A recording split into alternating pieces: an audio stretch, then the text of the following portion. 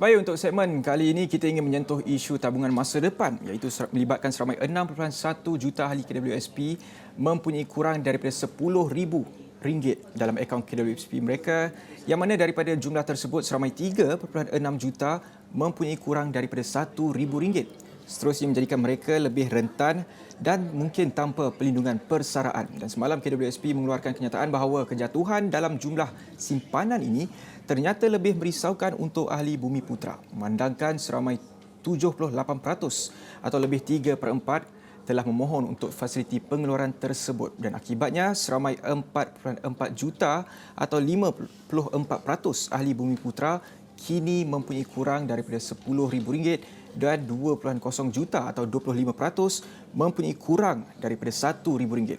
Untuk itu, KWSP memaklumkan menganggarkan ahli perlu bekerja antara 4 hingga 6 tahun tambahan untuk membina semula simpanan yang telah dikeluarkan semasa pandemik yang juga telah mengakibatkan kejatuhan yang ketara dalam peratusan ahli yang mencapai simpanan asas atau RM240,000 pada 55 tahun daripada 36% pada tahun 2020 kepada anggaran 27% pada hujung tahun ini.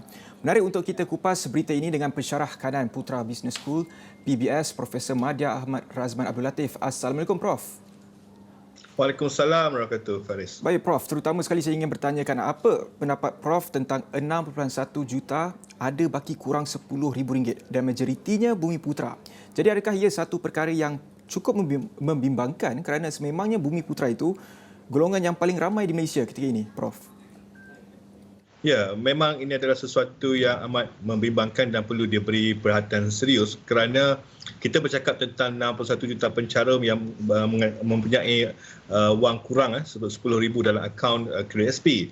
Namun kalau kita lihat berapakah sebenarnya simpanan yang dianggap cukup untuk mereka yang bersara pada umur 55 tahun. KWSP menyebut kalau kita ingin bersara selama 20 tahun dengan anggaran purata penduduk purata umur penduduk lebih kurang 75 tahun dengan ataupun simpanan yang kita gunakan RM1,000 saja sebulan selama 20 tahun, mereka memerlukan RM240,000 dalam simpanan KWSP apabila mereka berumur 55. Kalau kita tengok statistik berapa ramai yang telah mempunyai simpanan sejumlah itu, hanya 7% saja.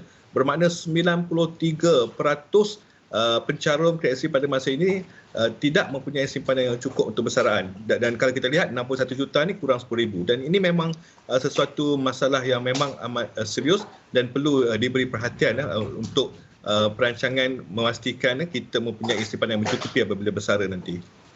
KWSP juga ada menganggarkan ahli perlu bekerja antara 4 hingga 6 tahun tambahan untuk kumpul semula mereka punya simpanan. Jadi adakah itu sesuatu yang mungkin dijangka oleh pencarum ahli KWSP sendiri selepas mereka ambil keputusan untuk membuat pengeluaran menerusi iCitra, iLestari dan iSina itu, Prof? Kebanyakan mereka menganggap bahawa selepas ini mungkin ekonomi akan pulih, gaji akan bertambah tinggi, dan disebabkan itu caruman juga akan meningkat dan mungkin tidak perlu bekerja 4-6 tahun tambahan, tetapi memastikan bahawa mendapat gaji yang lebih tinggi, jadi boleh mampu menampung segala pengeluaran yang dilakukan oleh mereka. Namun kalau kita lihat statistik tahun lepas menunjukkan purata gaji sebenarnya jatuh 9%. Kalau tengok penengah sebenarnya jatuh 15.6%. Dan apabila kita lihat dalam bajet 2022 yang diumumkan baru-baru ini, ada lagi kemudahan untuk caruman bagi pihak pekerja diminimumkan kepada 9%. Maka patut-patut ini apabila gaji tak naik-naik dan caruman boleh dikurangkan kepada 9%, maka ini adalah sesuatu yang harus diterima ataupun hakikat realitinya oleh pencarum bahawa jika mereka mengharapkan gaji akan naik balik dan menampung kembali caruman yang telah mereka keluarkan, maka mereka harus terima hakikat bahawa mungkin ini tidak cukup. Mungkin inilah realitinya, mungkin mereka terpaksa memikirkan adakah mereka harus menangguhkan persaraan mereka ataupun mereka perlu mencari jalan untuk menambah pendapatan mereka selain daripada bekerja makan gaji, ataupun sebenarnya yang lebih penting mengurus pembelajaran mereka sekarang supaya mereka mempunyai pendapatan lebih guna yang boleh digunakan untuk simpanan dan juga pelaburan.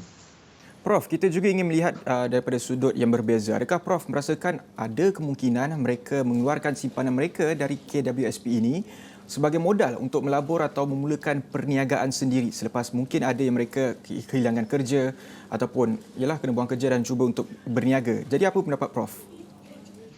Ya, KRSP ada buat kaji selidik setakat bulan Ogos tahun ini, mengapa mereka keluarkan duit ni. Mereka keluarkan duit lebih suatu suku lebih kurang 27% menyatakan mereka mengalami pengurangan daripada pendapatan dan 19% untuk membantu ahli keluarga yang sesak dari segi kewangan dan 16% disebabkan mereka tak bekerja.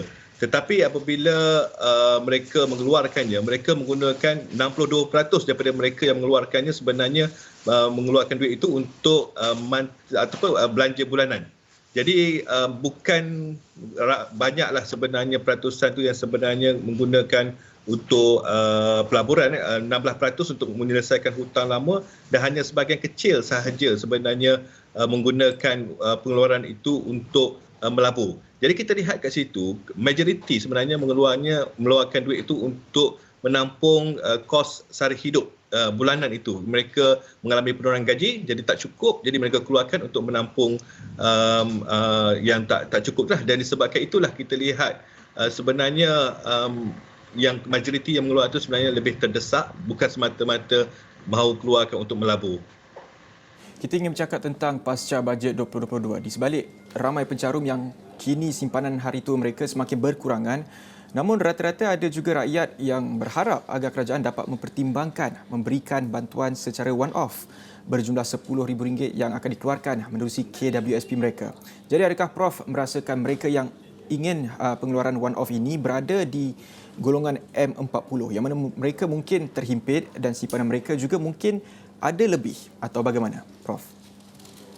Ya, sebenarnya mereka yang minta untuk RM10,000 one off ni sebenarnya mereka bukannya B40, M40, mungkin mereka sebenarnya T20 sebab bila kita lihat statistik sebenarnya kalau kerajaan kata boleh keluarkan RM10,000 pun majoriti yang betul-betul terdesak B40, M40 sebenarnya simpanan mereka ataupun caruman mereka dalam KRSP itu dah kurang dah daripada RM10,000. Kalau diberi peluang keluarkan one off pun mungkin mereka boleh keluarkan RM5,000, itu saja yang ada. Dan bila mereka keluarkan itu memang caruman mereka akan jadi kosong dan kesan impak kepada mereka, mereka tidak dapat mendapat pulangan yang tinggi daripada caruman, persaraan mereka akan terjejas. Jadi kalau kerajaan nak kasih one off pun dia punya sebenarnya tak membantu dari segi carut itu sendiri dan tak juga membantu dari segi untuk persaraan mereka.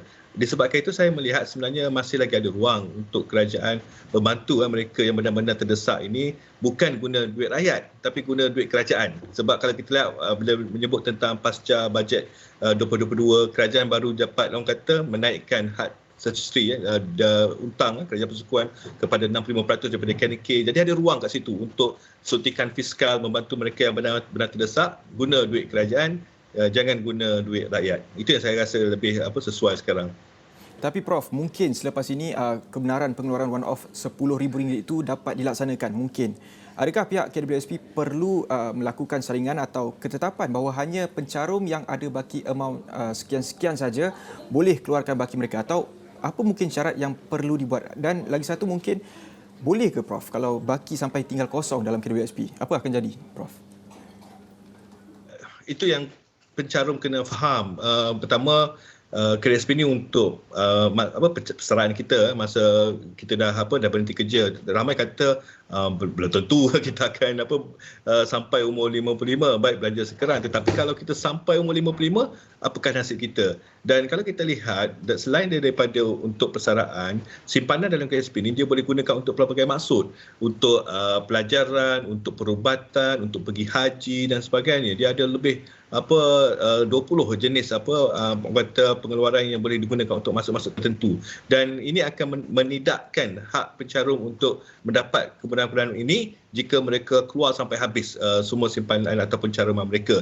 Dan mungkin apa yang boleh dilakukan oleh KSP, mungkin ada sesi counselling ataupun khidmat nasihat dulu untuk betul-betul faham apakah yang sebenarnya mereka perlu duit caruman itu untuk apa. Sebab sebenarnya ada banyak alternatif lain. Mereka boleh pergi ke AKPK, agensi counselling pengurusan kredit, untuk mendapatkan orang kata kemudahan menstrukturkan semula komitmen hutang mereka.